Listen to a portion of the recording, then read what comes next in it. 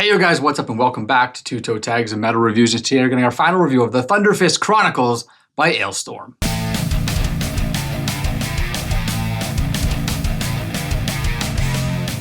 So we have been listening to this album for the entire week. We didn't get a chance to put up a first impressions video last week due to some conflicting schedules or whatever, but we have been listening to it all week long, gathering our thoughts, gathering our opinions.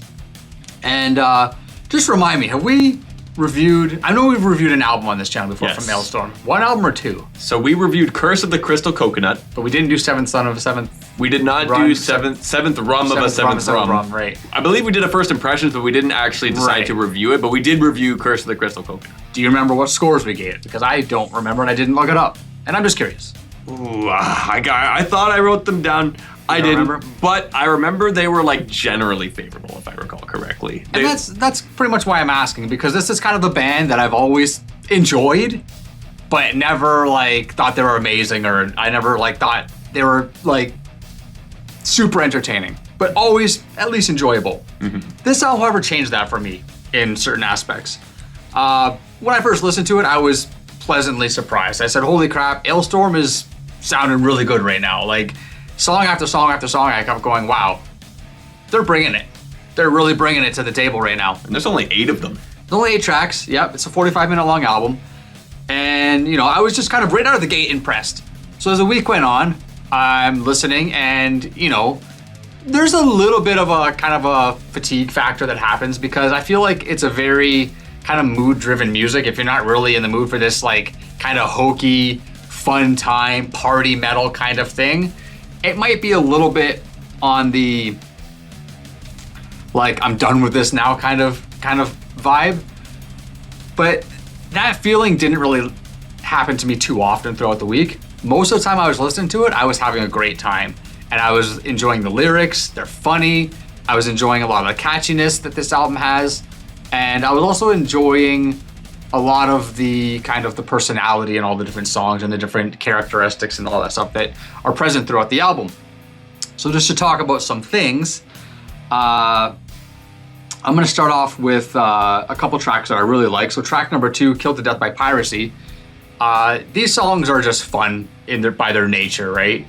But you're listening to the lyrics and there's just fun stuff going on in there. All the different ways you can die, but Killed to Death by Piracy is the preferred way to go. This song to me had a bit of an almost like an industrial vibe to it. Like I was getting a little bit of like Rammstein kind of vibes. Okay. You know, in some of the synth style. There's some gnarly bass in there. You know, I like just the way the song starts off with the bass and then it builds up and kicks in with the guitars and the drums and it kind of builds up and kicks in like that. But yeah, that's one thing. I like the industrial vibe that has. Not an industrial song. It's just, I'm talking about little sprinkles of stuff that are in there. Then you go to the next song, Banana, and it's like dubstep. It's got dubstep in it. And it also has like what I would call like hardcore vocals. And the thing I'm trying to illustrate here is that there's a lot of different ideas that they're putting into this album, and it doesn't sound like it's all over the place, but it kind of is. Track number 4, Frozen Piss 2, which I think is a great song, by the way. One of the top songs on this album. It really grew on me. Kicks off with them screaming Frozen Piss. They got this heavy double bass. Has a bit of a ska vibe to it. There's like horns and stuff going on. This to me was like, this is like the Circle Pit song. I feel like this is gonna get the crowd going, just going around, Circle Pit music. Kick drums blazing through the chorus. You got some gang vocals going on. You know, it goes on. Then there's Mountains of the Deep. This is a song, you got kind of a D-beat style rhythm on there, very punky sounding. Again, more gang vocals, a song that's about big boobs, like complete a joke of a song, but hilarious. I love the gang vocal at the end when they just go, she's got giant boobs, and it just ends the song. That's so funny. So you're getting all these different aspects, all these different like, kind of like, nods to different subgenres and they're pulling inspiration from different subgenres, but they're all still coming together and making their own folk metal style of music. On top of all that, you have things that tie them all together too, like this harsh vocal, which I just call the goblin voice. I'm sure they've done it before, but to my recollection, I'm like, have they done it at least this much? And I felt like they were doing it a lot more on this album. Yeah. Like, Yeah, I felt the same way. Like in when I heard the album for the first time, I was thinking to myself, there are way more harsh vocals on this than I ever remember from Alestorm, and I love that. Yeah, exactly. I love that too, and I thought like that was something that always kept me like when that would come on in a song, I would be like, oh yeah, that's this part again. And it was really like an attractive part of the song for me. And the fact that it happens a lot throughout the album, like each song kind of thing has their own part of harsh vocals. Maybe not every song, I'm not sure, but it happens quite a bit to the point where it kind of also ties the whole album together, despite all these other things making it sound like it's a bunch of different things. The last couple tracks I thought were also great. Goblins Ahoy, which is an Necrogoblicon cover. Really good cover, by the way. I went back and listened to the original. It's really close to the original, except this one's a little bit cleaner. It's cleaner and it has more of the pirate personality in it, which makes sense because this is the pirate band. Exactly. I also think it's hilarious, the person at the beginning that's doing their best impression of like a squawking parrot. Yeah, it does. Yeah, it's so funny, and that's in the original song too. It's just hilarious, little like kind of skit that they throw in there. I really want to know how the joke ends. Yeah, exactly. Like a pirate, a goblin, and a priest walk into a bar. Yeah. Then what? Like I want to know. What's the finish? And then the last song, obviously, which I'm pretty sure TV Fish will talk about, because this is a 17-minute long song. We call them epics. I don't know. That's what me and TV Fish call them. Like most people would. I think most people would call them epics. Yeah. So I'm not usually a fan of epics. I'm the kind of person that kind of gets bored halfway through and then goes, you know what? I've heard enough and I'm done, right? And sometimes an epic will have like the one part that it makes it worth listening to. But for me, rarely am I into songs that are that long. This is an exception. I think this is a great song. I enjoyed it thoroughly from beginning to end. I just love the way it builds, the whole middle section where they're soloing and just going ham. Oh my God. The energy's off the chain. Really, really good stuff. You got a feature from Patty Gurdy. Yeah, she's singing on that. She's singing and playing hurdy-gurdy on it, apparently. And then you got Russell Allen also on this song. He does 2 verses, and he sounds fucking amazing. When doesn't he sound amazing? He sounds amazing all the time, but like when you're doing a feature and when you're almost the highlight of the whole album, that's like, it's not a knock to the album either. It's not a knock to Alestorm at all, but it was just a great choice. It was a really great fitting choice because he sounds so different than anything Alestorm does. He's got such a pure and such a powerful voice, like almost Ronnie James Dio-esque kind of power and tone in his voice. It was such a good, smart move to put him in there, but in a way, it kind of makes his parts outshine everything else, just because of how good he sounds on it. But really, really good stuff. The solo section, I think I mentioned this already, really, really just awesome, wild solo section. Really good stuff. But yeah, overall, my opinions throughout the week were pretty good, and I surprised myself. I thought I would get bored of it. I thought I would get tired of the whole hokey pirate metal, we're joking around all the time kind of thing, but I didn't. I had fun listening to it. I listened to it quite a lot, and it was a good time. Yeah, I mean, if I'm gonna comment just, briefly on what I thought of this album on my first impression, it blew me away at first. Because I wasn't expecting what this album was, because I was in a similar boat as you. A similar ship, perhaps, to make it a little bit more fitting. This band does a lot of cool stuff, but I felt on the last 2 albums there was cool stuff, but there was also stuff that was a little bit too hokey for my liking, and I wasn't as attracted to those parts of it. But it's like I knew, like, these guys can make kick-ass music and make it fun and make it entertaining. So I was surprised to see that they were hitting that sweet spot on this album. Mm. And it's almost kind of like Death Clock in that regard, where it's funny and goofy, but it's just kick-ass metal music at the same time. Yeah. And it's impressive that the album consistently does that, only with 8 tracks, including a 17-minute long track, which is awesome. And I remember reading about this album when it was first announced, and they mentioned, we got a 17-minute long track on here, and Russell Allen's on it. And I'm thinking, what? And I love it. And I remember you mentioned the solo sections, and it's those kinds of moments are why songs like those are fun. Because when I heard that for the first time, it was one of those songs, and this happens a lot with me with the epics that are like good. Every second is like, oh yeah, like every section is something awesome. Mm-hmm. I found that with the 17-minute long song, which is Mega Supreme Treasure of the Eternal Thunderfist. Did I get that right? You did. I did. And throughout the week, I still felt that way. I feel like it's a really fun song. It caps off the album well. Every section's awesome. I'm a huge Symphony X fan, so I'm gonna love Russell Allen in anything. Mm-hmm. So I still think that's great. And it is their longest song ever. The only other 10-minute plus song they've ever done is the title track from Sunset on the Golden Age, which was a while ago. That's one of their earlier albums. So it was also like basically a new territory kind of thing for this band to go, close to double that, right? Mm-hmm. And yeah, like mentioned earlier, I was also surprised to see that there are more harsh vocals here than I had ever seen before. And I'm glad you kind of caught that too, because I wasn't sure if I was imagining that or if that was actually a thing. Yeah, no, I definitely noticed. Like, I'm like, yeah, there's a lot more. And I love that. And they sound great too. Mm-hmm. There's a song with a blah on it. I think it was Frozen Piss. Was it Frozen Piss too? I think I remember hearing it, but I didn't make a note of it, so I don't... It was like right before the bridge of a song, there was a bleh. No, it was Killed to Death by Piracy.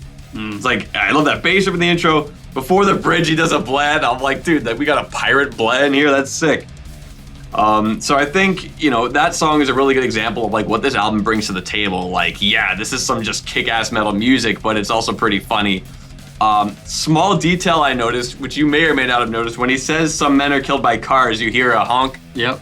Which is funny because it's similar to A Rash Decision by Ice Nine Kills, if you remember that with the truck. Yep. Honk. So I'm like, oh, it's, it reminds me of when that band did that. Completely different context, but it's kind of weird that kind of thing happened twice like that. Yeah, I think a lot of bands, I can't think of any exact examples, but a lot of bands will put little sound effects in there. You hear a lot of it with like guns, I think. Yeah, guns are really, really common, but with a honk like that? I feel like I've heard honks a few times before, but I don't have the quality of memory to pinpoint exactly. Like you mentioned Ice Nine Kills, and as soon as you mentioned it, I went, oh yeah, like I could picture it there. But I feel like it's a pretty common thing to put a sound effect that matches your thing you're doing, like your boingy sounds and things like that. But yeah, it's still cool when you hear it and you catch it. It's a little tidbits they added there. Exactly. At first, I thought Goblins Ahoy was a collaborative track with Necrogoblicon, and I was completely mistaken. And you know what? I did listen to the original, and I feel the same way as you. I feel like it's kind of like, in a sense, an upgrade. Cleaner sounding, kind of fits the vibe more because this is the band that'll do the pirate stuff, have some of the instrumentation that it feels more nautical. Mm-hmm. Which makes sense. This is a band that basically specializes in that. Yeah. And it's a fantastic cover. It fits really well with the album as well. Because there's times where a band will do a cover and they'll have it in the middle of the album and you can tell that it's kind of different from the way the rest of the album is composed. Mm-hmm. But this song fits in like as if it's an original. Well, because it feels like a pirate song too. That's also true. Right? It is basically a pirate themed song. So you got the pirate metal band doing that on their record. It just makes sense. Yeah, it makes sense. Like they can put their touch on it and have it sound like it's their song because it fundamentally kind of plays to their strengths. And that's what helps it kind of fit in with their whole album because it just gels in with their theme as a whole already. Exactly. Yeah. Now Frozen Piss 2, it's the perfect example of how I think it's another perfect example of how it's just kick-ass music, but it's also fun. It's called Frozen Piss 2. I could not find a Frozen Piss 1. Yeah, I was wondering if there was one. I didn't look, but... I don't know. Either way, number 2, I was actually reading about it as well. Frozen Piss 2 is the start of like a mini 3-song trilogy on this album. It goes from this, the Storm, and then the Epic are all part of like a little trilogy on the record. Interesting, because Frozen Piss is referenced in Mega Supreme Treasure of the Eternal Thunderfist as well. Yeah, and they also mentioned Thunderfist in Frozen Piss 2 as well. Right. So that lines up. Yeah. Really, really like that though. Super duper cool, super fun. There's like this female vocal feature on that song. Don't know who that is. Sounds cool though. It's Patty Gurdy. That's Patty Gurdy? I thought it was just Patty Gurdy on the last track. I think she's on both, but I don't think she's credited on Frozen Piss. Okay, if that is her on Frozen Piss, that's my guess. Either way, Mega Supreme Treasure of the Eternal Thunderfist is a great epic. And I loved it when I first heard it. Like I said, a lot of the best epics are ones where every section is something you can enjoy. You know what I mean? Because I feel like ones that aren't as good are ones where it's like only that part is good and you gotta wait a long time to get there. Yeah, it's kind of my thing with it, yeah. The best ones are the ones where the whole thing is this fun adventure you go on throughout the song. But then on top of that, you have individual sections like, when they're doing this, that's awesome. But when they're doing this, that's awesome. The solo section of that is super crazy. That's also a very big circle pit kind of moment. Mm-hmm. Makes you think you're listening to Dragon Force with those solos. Yeah. Like the energy. Yeah. Amazing. There's a bass groove before Russell Allen's first part in this song, by the way, that reminds me of the ending groove from Learning to Live by Dream Theater, which I think is super duper cool. If you know Learning to Live and you know the groove kind of near the end there that starts with just the bass, you'll know what I mean.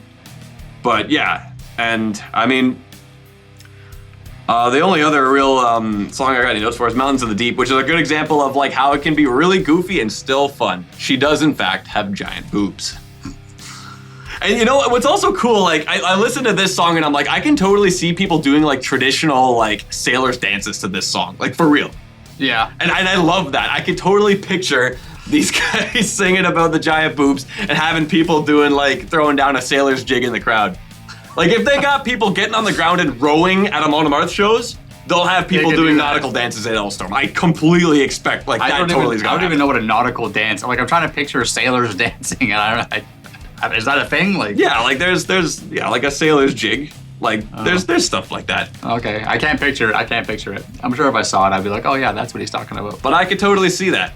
I could totally see it. But specifically with that song, I'm hearing this, I'm like, dude, like there's so much potential for them to throw down like it's $16.99 all over again. So yeah, no, it was surprisingly, and for how concise this album is, it's very valuable to make every minute count. There's only 8 tracks. That's not many. Now, obviously, a lot of the runtime is beefed by one song being 17 minutes long. Yeah. But it's really important to basically make all your tracks count, and I feel like that's an issue on other Alestorm albums where there were some 6 songs, and then there's some that are like, you know, for lack of a better term, go overboard and go a little bit too far with like the goofiness and just kind of like fall flat. So I feel like they did a lot with the short time or like small track listing that they had on this record. All right, well with that said, let's rate the Thunderfist Chronicles. Basically for me, this album has one stain on it, and that is The Storm. Track number 5, it's what we like to call the cool down song. It's the song that kind of breaks up the pace, meaning it has a purpose on the album, but this song really just did nothing for me. It's not horrible, but I just listened to it and I just felt like I just wanted to move on to the next track. It just felt uninteresting. But like I said, it does serve a purpose, so it's not like it's completely a waste by any means. Yeah. Other than that, Alestorm brought their A game on every other track, I find.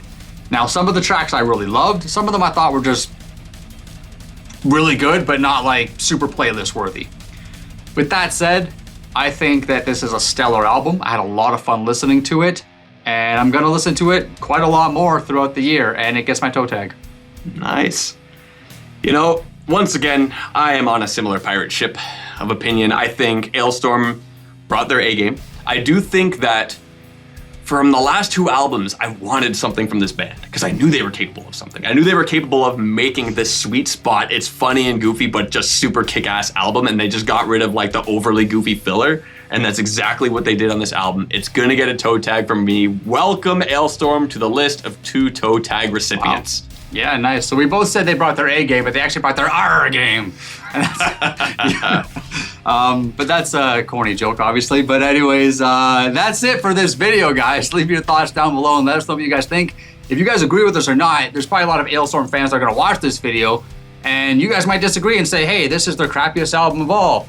You should check out this one, or this. What about this one? At the end of the day, we just want to hear from you guys. Let us know if you agree with us, disagree with us. Sound off. Let us know your best favorite tracks down below. And subscribe if you guys are new to the channel. I'm Vile Self. I'm TV Fish. I'll see you guys in the next one. Keep those sets banging.